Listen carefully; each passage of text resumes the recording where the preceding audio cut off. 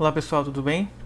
Nesse vídeo eu vou estar trazendo alguns exemplos que vão relatar um pouco sobre a variação percentual referente a uma continuação direta do vídeo sobre porcentagem, o vídeo anterior. Dê uma olhada lá, dá uma conferida nas fórmulas, no jeito que foi resolvido alguns exemplos, que agora a gente vai resolver 3 exemplos que tratam um pouco sobre a variação percentual. Bom, o primeiro exemplo, ele é um exemplo que diz o seguinte: devido ao não cumprimento das metas definidas para a campanha de vacinação contra a gripe comum e o vírus H1N1 em um ano, o Ministério da Saúde anunciou a prorrogação da campanha por mais uma semana. A tabela apresenta as quantidades de pessoas vacinadas dentre os 5 grupos de risco até a data de início da prorrogação da campanha. Então aqui nós temos 5 grupos de risco, que são crianças, profissionais de saúde, gestantes, indígenas e idosos. Observe que aqui nós temos uma coluna que retrata a quantidade da população em milhões, tá? Temos também a população já vacinada, tanto em porcentagem quanto em milhões.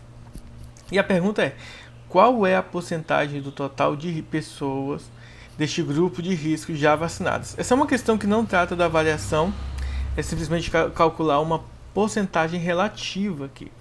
Mas é interessante porque ela é uma questão que caiu no Enem, e aí eu quero trazê-la para vocês. Bom, nesse caso, o que a gente deve fazer? Bom, se eu quero saber uma porcentagem, um percentual relativo, então eu preciso saber quais são os valores total e qual que é a parte que eu quero calcular. Nesse caso, nós vamos somar todos os valores de população, ou seja, saber a população total. Observe que algumas tabelas trazem no último item o valor total. Essa não traz, então a gente tem que somar todos esses daqui. Somando todos os valores da população, nós vamos encontrar 30 milhões. Somando toda a população vacinada, nós vamos ter 12 milhões, tá? Então a gente vai ter que a parte vai ser 12 milhões e que o total da população 30 milhões. Fazendo a parte sobre o todo, o resultado dá 0,40, tá?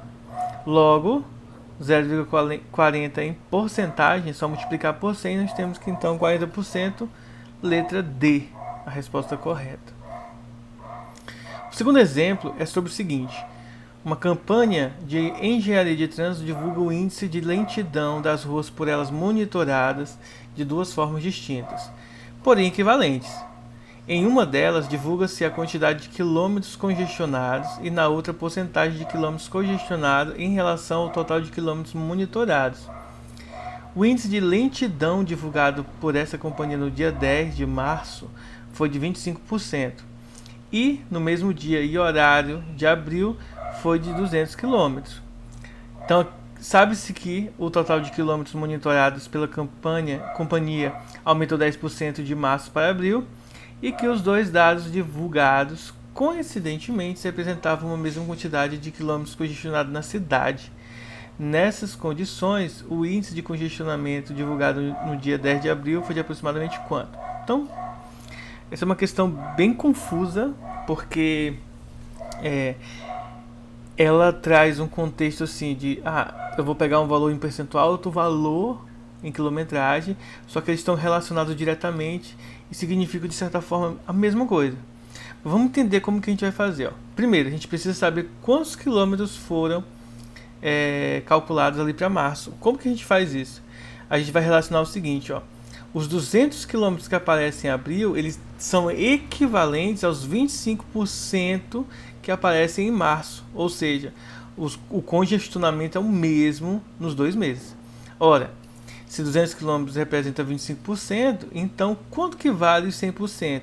Na verdade, se você observar como é uma regra de 3, você poderia pensar no seguinte: de 25 para 100 você multiplica por 4, então é só multiplicar 200 por 4 que você encontra 800 km. Mas nada impede você fazer a multiplicação cruzada e encontrar usando a regra de 3 direta, mas bem simples calcular esse valor aqui em quilometragem.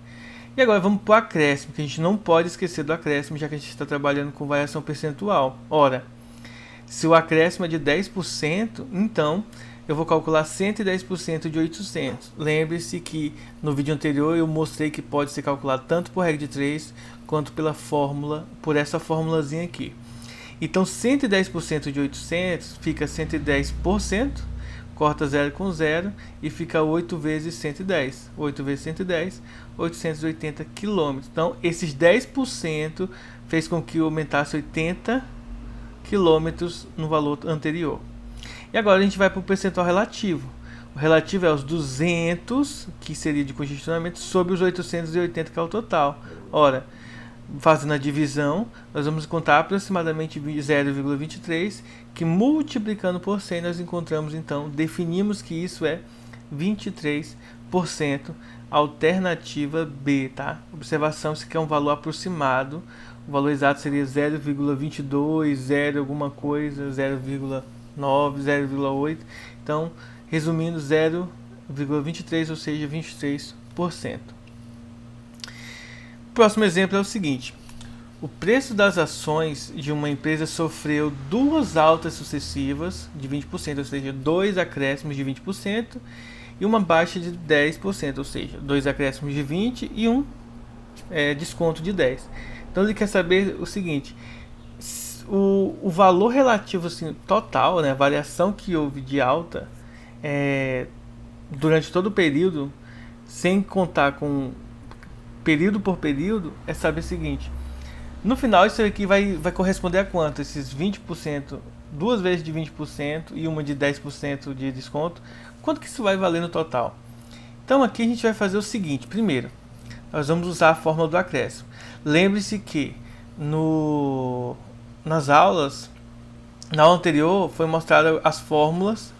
Na apostila, a fórmula é retratada de uma maneira, mas eu estou fazendo de uma maneira um pouco diferente. Estou fazendo igual o vídeo que eu apresentei no vídeo anterior, sobre porcentagem.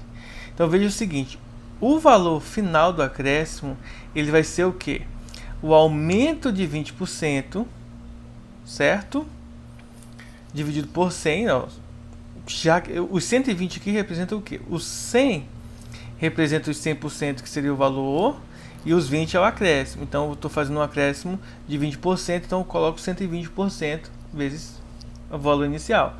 Se eu simplificar aqui, 120 dividido por 100 dá 1,2 vezes o valor inicial, ou seja, o valor final ele é o 1,2, que seria os 120% do valor inicial.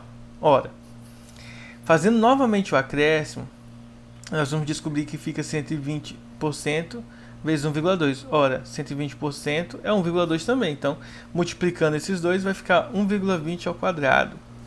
Ou 1,2 ao quadrado do valor inicial.